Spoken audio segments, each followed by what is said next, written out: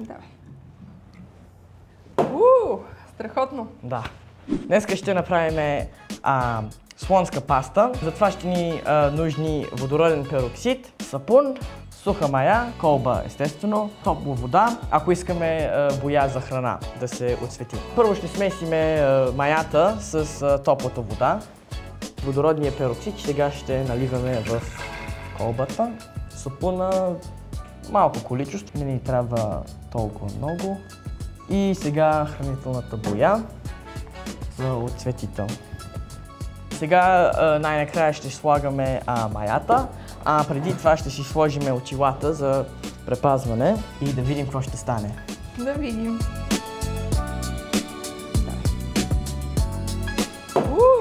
Страхотно! Да.